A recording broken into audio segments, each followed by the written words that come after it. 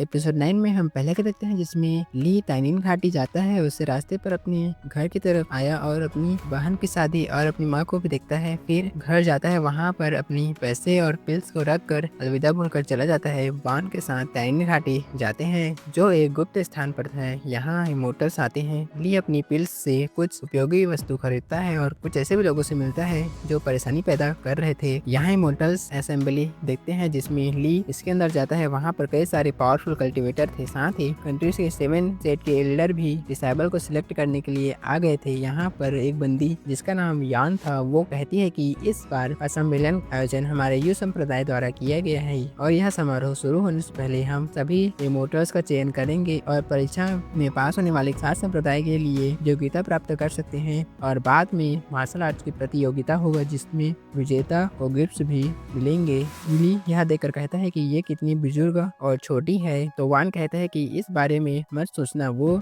जियाद स्तर पर है, कोई भी इसे बर्दाश्त नहीं कर सकते, बेहतर होगा कि उसकी आंखों को मत देखना। जिसके बाद स्पिरिचुअल बॉल को हवा में छोड़ती है जिससे पकड़ कर रखने से स्पिरिचुअल रूट के बारे में पता चलेगा। उस बॉल को कलेक्ट करने के लिए डिसेबल्स आपस में ही लड़ना शुरू कर देते हैं। ली ये सब देखकर काफी हैरान हो गया था क्योंकि प्यार से भी यह हो सकता था, उसके लिए झगड़ा कर रहे हैं। तभी मौका देकर वांग चला जाता है पर एक बंदा उसे मैजिक से गिरा देता है और वो उस गोले को ले लेता है और वो जानबूझकर ली को उकसाने की कोशिश कर रहा था। वो कहता है कि तुम्हारे स्पिरिचुअल रूट बहुत बेकार होगा। ली उसका जवाब नहीं देता है। ली भी स्पिरिचुअल बॉल को पकड़ लेता है पर उसमें कई सारे रूट थे जिस वजह से ली फेल हो जाता है। ली उसको हान को दे देता है। हान इसे देखकर मायूस हो जाती है और वो इस टेस्ट में पास हो गई थी। ली वान से मिलता है। वो कहता है कि हम दोनों फेल हो गए हैं और ली सोचता है कि भाई जिया ओसान, मेरा शक्तियों के बारे में आपसे छुपा रहा हूँ। और यहाँ बताते हैं कि इस अखाड़े में जो इमोर्टल्स भाग लेगा वो अपने संप्रदाय के अखाड़े में आए और प्रतिनिधियों को अपने जितने अधिक होंगे यान संप्रदाय उतना ज्यादा पुरस्कार बेहतर होगा। बोलते हैं कि यान फैमिली से लड़ने की हिम्मत किसमें है। ली पूछता है वान से कि ऐसा कैसे सोच सकते हैं। वान बताता है कि इनकी फैमिली में सभी इमोर्टल्स हैं जो राज्य की सेवा करते हैं और ये लोग हथियार निर्माण और संरचना पर अधिक जोर देते हैं। इस बार यान फैमिली भी हिस्सा लिए हैं जिससे ली कहता है कि यह शानदार है। तभी यान फैमिली का ओपोनेंट रिंग में आ जाता है। उसे हैमर वाले हथियार से उसे हमला करके रिंग से बाहर फेंक देते हैं। ली यह देखकर समझ जाता है कि कल्टीवेशन बस एक स्पिरिचुअल रूट पर निर्भर नहीं है बल्कि मैजिक टूल्स और टैलिस्मान फॉर्मेशन और एलिक्सर पर भी निर्भर करता है। अगला मैच यूंगफ्रिंग और एक बंदे के बीच होता है लेकिन यूंगफ्रिंग उसे तुरंत ही हरा दिया और वह हार मान लेता है पर यूंगफ्रिंग अपने हथियार से उस पर घायल कर देता है। ये सब देखकर ली डिस्टर्ब हो गया था। यूंगफ्रिंग उसे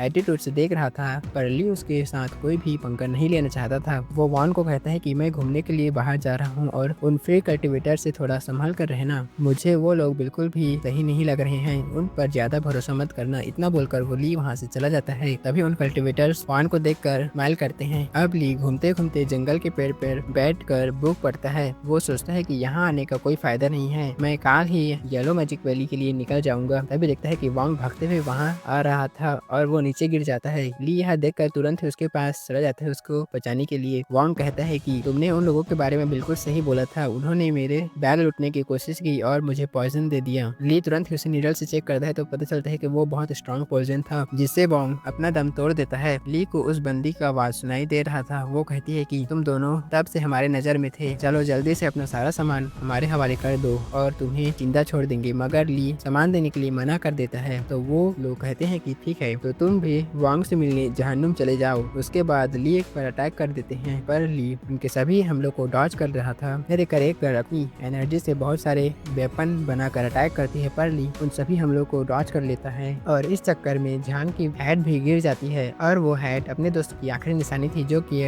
हो गया था। इससे ली गुस्सा हो जाता है और वो अपना फ्लाइंग शॉट तकनीक से अपनी सभी को मारना शुरू कर देता है और सभी को मार देता है। अब ली वांग को दफना कर कहता है कि तुम इस कल्टीवेशन की दुनिया के पहले दोस्त थे पर अफसोस यह साथ यहीं तक था। फिर अलविदा बोलकर ली अपने सफर शुरू कर देता है। वो कहता है कि डॉक्टर मो ने कल्टीवेशन की राह दिखाया और वांग ने इस दुनिया की कड़वे सच को दिखाया। इमोर्टल के लिए मोर्टल कोई भी मायने नहीं रखते हैं, इसलिए कुछ भी करके मैं खुद को स्ट्रॉन्ग बनाना होगा, तब जाकर इस दुनिया में अच्छे से रह पाऊंगा। जिसके बाद लंबा सफर करने के बाद येलो मैजिक वैली पहुंच जाता है। वहाँ एंट्री पर एक एक अंकल वो मिलते हैं और उन्हें टोकन को दिखाता है, जिससे देखकर वो कहते हैं कि कितना दिन हो गया ऐसे टोकन को नहीं देखा हूँ, तुम बहुत लकी हो, तुम्हारे पास ऐसा टोकन है। जिसके बाद वो मैजिकल वैली जाते हैं। ली देखता है कि वहाँ बहुत बड़ा फ्लाइंग बॉट है, उसमें कुछ डिसेबल भी मौजूद होते हैं, तो ली भी उनके साथ येलो मैजिक वैली के लिए निकल जाता है। वो बहुत खुश था, वो फाइनली वो इस सेट का डिसेबल बन गया था। अब एल्डर वो जाते हुए सारी इंफॉर्मेशन दे रहे थे। वो कहते हैं कि वो हमारे सेट के लीडर का घर है, इसे मेन हॉल भी कहा जाता है, जल्द ही उनसे मुलाकात होगी। वहाँ कुछ लोग हवा में फ्लाई कर रहे थे, तो वो बताते हैं कि हमारे येलो मैजिक वैली में सभी डिसेबल को फ्लाइंग टूल्स मिल जाती हैं और तुम लोग को भी जल्द ही मिल जाएगी। जिसके बाद कुछ लेक्चर और हथियार और फ्लाइंग टूल देते हैं। जिसके बाद ट्रेनिंग हॉल में दिखाते हैं, जहाँ पर सभी स्ट्रॉन्ग बनते हैं, और इनके उल्टे तरफ अपॉर्चुनिटी हॉल था, जहाँ डिसेबल को टास्क दिए जाते हैं और टास्क पूरा हुआ तो उसे स्पिरिचुअल स्टोन खरीद सकते थे। जिसके बाद सभी सेक्ट में पहुंच जाते हैं और एल्डर वो सभी को